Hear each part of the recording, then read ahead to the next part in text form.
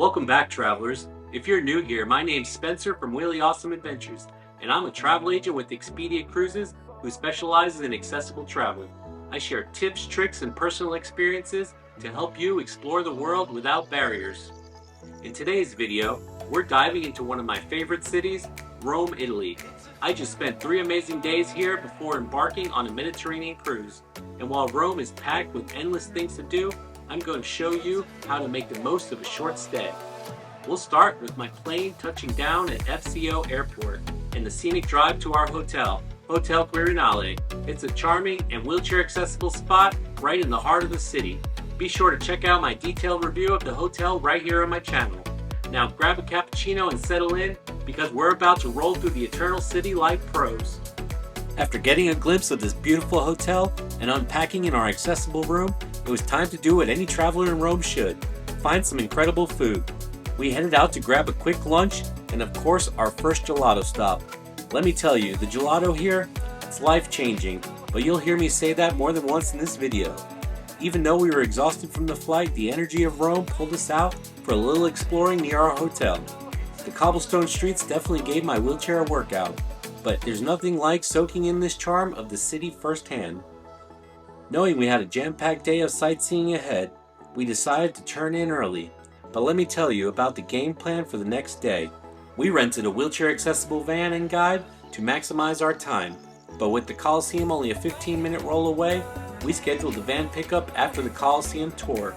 This way we got to experience rolling through the streets of Rome, bumpy cobblestones and all, and saving our ride for when it really counted. Pro tip: while the bus is always an option, there's just something special about feeling the city at street level in a wheelchair. Finally, the Colosseum, one of Rome's most iconic landmarks and an absolute must-see. But before we dive into the history and architecture, let me give you an important tip. Long before your trip, make sure to book tickets to Rome's historic sites. These places are wildly popular and can sell out quickly, especially during peak travel seasons. The great news: many of these sites offer free skip-the-line admission for people with disabilities and their caregiver. Dating back nearly 2,000 years, the Colosseum is an absolute marvel of ancient Roman engineering.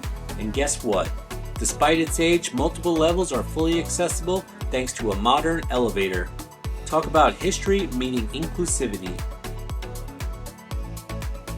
Following our Colosseum tour, our awesome guide Claudio picked us up and whisked us away to the Vatican. As soon as we arrived, a kind security guard noticed me in my wheelchair and immediately directed us past the skip-the-line ticket queue. Talk about VIP treatment. The Vatican, officially the smallest country in the world, has been the spiritual heart of the Catholic Church for centuries. Surprisingly, the Vatican is incredibly wheelchair accessible. Elevators, ramps, and thoughtful staff make it easy to explore one of the world's most awe-inspiring sights. Pro tip: always ask staff for assistance. They are more than happy to help you navigate this treasure trove of art and history. While I knew my chair was too large for the Sistine Chapel stair lift, the staff insisted I give it a try. After a few hours of soaking in the Vatican's incredible art, we met back up with Claudio and made our way to the Pantheon, one of the best preserved monuments of ancient Rome. Originally built as a temple to all gods nearly 2,000 years ago. Just like most of Rome's historic sites, entry for me and one caregiver was completely free. Yet another reason why planning ahead and knowing your accessibility perks can make exploring this city even better. After the Pantheon, we loaded up for a short drive to our next stop. Claudio, being the expert guide he is, claimed he had a shortcut. What he didn't mention was that it involved navigating some extremely questionable alleyways. Let's just say, if the van had side mirrors before this, they were lucky to survive.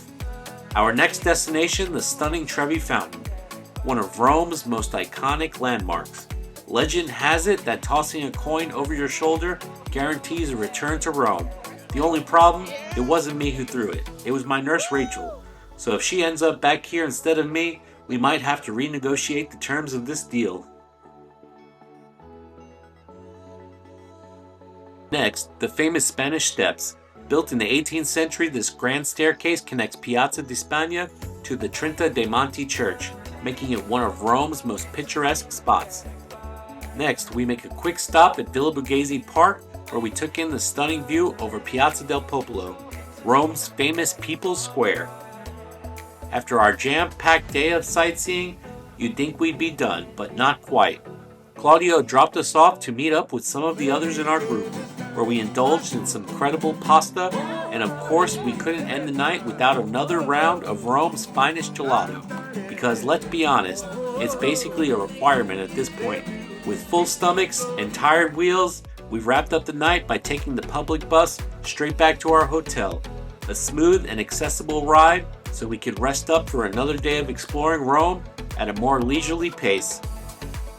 After a relaxed morning and an absolutely amazing complimentary breakfast in the beautiful garden of our hotel, we were fueled up and ready for another day of exploring. This time, we kept things budget friendly by hopping back on public transportation, because Rome has so much to offer and you don't need to break the bank to see it. After a few hours of wandering through Rome's stunning streets, admiring magnificent churches and stopping by spectacular fountains, it was time for a well-earned break. We made our way to the beautiful Piazza Navona, where we enjoyed a delicious lunch, some fantastic wine, and of course a little limoncello, because when in Rome, right? Quick tip, stay hydrated. Bring a refillable water bottle and take advantage of Rome's free drinking fountains, known as Nassoni. The water is fresh, cold, and completely safe to drink, plus it saves you a few euros. After a quick bus ride, we made our way back to Piazza del Popolo, this time from below to take in the sights from a different perspective. We even had time to check out some of the area's small museums before rolling onto the metro and heading back to the hotel to freshen up, because in Rome, every great day ends with another fantastic meal. For dinner, we found the perfect spot, a rooftop bar at a neighboring hotel, where we enjoyed great food, refreshing drinks, and an absolutely breathtaking view of Rome as the sun set over the city. After a small, self-guided bar crawl, we decided to call it a night, because the next day, our Mediterranean cruise adventure awaits.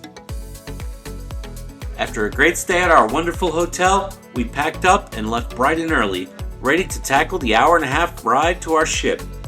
Our awesome driver Massimo picked us up to help us navigate the journey with all our luggage and medical equipment.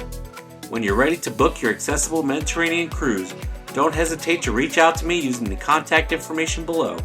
I hope you enjoyed this video. If you did, be sure to like and subscribe for more content. We'll see you soon on our next adventure.